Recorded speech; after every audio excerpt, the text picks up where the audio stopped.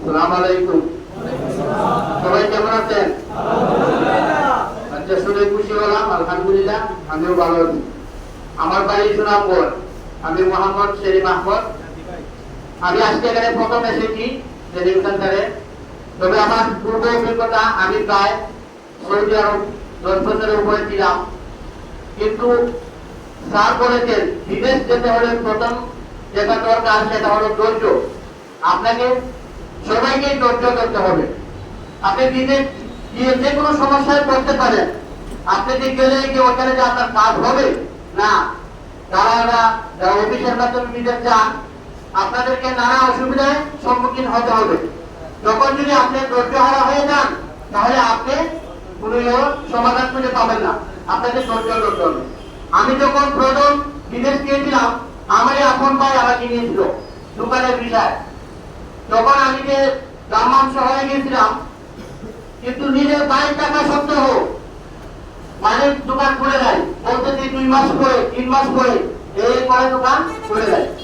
তখন আমি আমার ভাইয়াকে বললাম, ভাইয়া আমি তো আসলাম প্রায় 2 মাস, আমার তো কিছু ভালো লাগতেছে না, কি করবো? উনি বলতেছে, উনি আমার আরেক শহরে তায়েব থাকে। তো বলে, তুমি কি তায়েব আসতে পারবে? আমি বললাম, হ্যাঁ অবশ্যই আসতে পারবো। তখন আমি প্রায় ভাষা ও শিখে গিয়েছিলাম। তখন আমি ওই তায়েব শহরে গিয়ে অন্য ওখানে কাজ করেছি। কেন, আমার তো দোকানে বিষয় গেছি। তারপর আমি কষ্ট সহ্য করে ধৈর্য ধরে অন্যান্য কাজ করেছি। তো আলহামদুলিল্লাহ, আমি 1 বছর ওই দিদিগুলির কাজ করার পর মনে থাকলো যে এই কাজ কষ্ট, বাইরে কাজ করা খুব কষ্ট।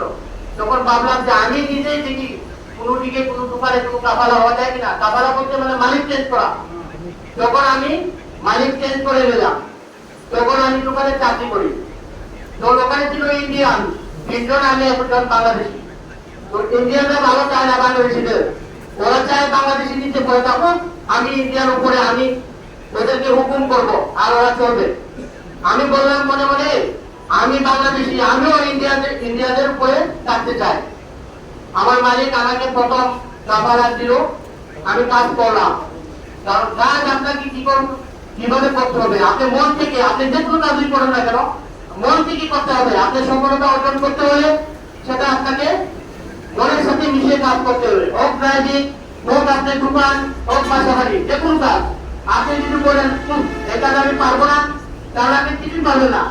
যে কাজে যান না কেন, আপনাকে কাজ মনোযোগ দিয়ে করতে হবে। তখন আমি এই দোকানে কাজ করলাম। 1 বছর আমি বেতনে চাকরি করি ওইখানে। তারপর আস্তে আস্তে মালিক ট্রান্সফার হয়ে যায় রিয়া। তখন সে আমাকে দোকান ভাড়া দিয়ে দিল, বলে তুমি কন্ট্রাক্টে নিয়ে যাও, দোকান চালাও। আলহামদুলিল্লাহ, আমি তখন কন্ট্রাক্টে চালাই। কিন্তু ভাগ্যক্রমে, আমি সংক্ষেপে বলে দিতেছি, ভাগ্যক্রমে করোনা চলে আসলো।